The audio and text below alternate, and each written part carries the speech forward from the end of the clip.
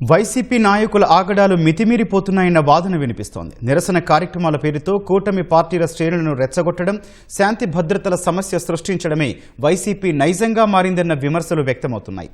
తాజాగా కర్నూలు జిల్లా Mantralayam YCP MLA Balanagi Reddy సమక్షంలో ఆ పార్టీ శ్రేణులు కవ్వింపు చర్యలే ఇందుకు నిదర్శనమని కూటమి పార్టీల నేతలు ఆరోపిస్తున్నారు.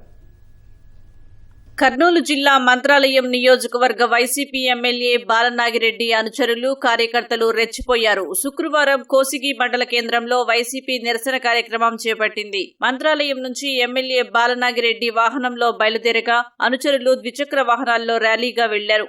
మంత్రాలయం నుంచి కోసిగి వెళ్లే దారిలో మాధవరం గ్రామం ఉంది. మంత్రాలయం టీడీపీ ఇన్ఛార్జ్ రాఘవేందర్ రెడ్డి నివాసం మాధవరంలో రహదారి పక్కనే ఉండటంతో వైసీపీ కార్యకర్తలు రెచ్చిపోయారు. రాఘవేందర్ రెడ్డి ఇంటి వద్దకు రాగానే బాణాసంచా కాలుస్తూ ఈలలు, కేకలు వేసుకుంటూ బైక్లతో చక్కర్లు కొట్టారు. ఇదే సమయంలో టీడీపీ నేత ఇంట్లో ఉన్న ఓ వ్యక్తిని బయటకు పిలిచి కొట్టారు.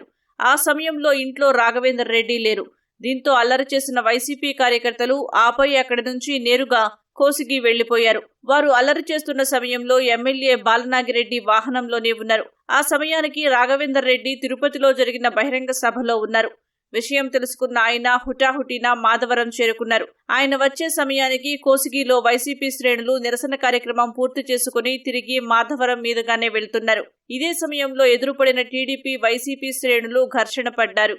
పరస్పరం దాడులు చేసుకున్నారు. ఈ ఘర్షణలో పలువురు గాయపడ్డారు. ఒక తుపాను వాహనం, ద్విచక్ర వాహనానికి గుర్తు తెలియని వ్యక్తులు నిప్పు పెట్టారు. వాహనాలు పూర్తిగా దహనమయ్యాయి. పోలీసులు ఘటనా స్థలానికి చేరుకుని పరిస్థితిని అదుపులోకి తీసుకువచ్చారు. ఇంటి వద్దకు చేరుకున్న రాఘవేంద్ర రెడ్డి ప్రచార వాహనం ఎక్కి పార్టీ శ్రేణులకు సంయమనం పాటించాలని కోరారు.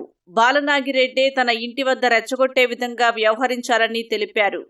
నేను నా పిల్లవాడిన వయసునప్పటి నుంచి చూస్తున్న ఈ బాలనాగిరెడ్డి గారి రాజకీయం గ్రామాల్లో చిచ్చు పెట్టడం, గ్రామాలకి చిచ్చు పెట్టడం, పబ్బం గడుపుకోవడం తప్ప నీ నైజమే అది. ఈరోజు 2 సంవత్సరాలైంది ప్రభుత్వం వచ్చి. మా ముఖ్యమంత్రి గారు ఒకటే మాట చెప్పాడు మాకు, మీరు సహనంతో ఉండాలా. గతంలో రాక్షస పాలన చూశారు, మళ్ళీ మనం అలాంటి సిచ్యువేషన్ తీసుకురాకూడదు అని ఆయన చెప్పడంతో నియోజకవర్గాన్ని ఎక్కడ చిన్న గొడవ కూడా లేనటువంటి పరిస్థితి ఈరోజు మంత్రాలయం నియోజకవర్గంలో ఉందని చెప్పి తెలియజేస్తున్నా.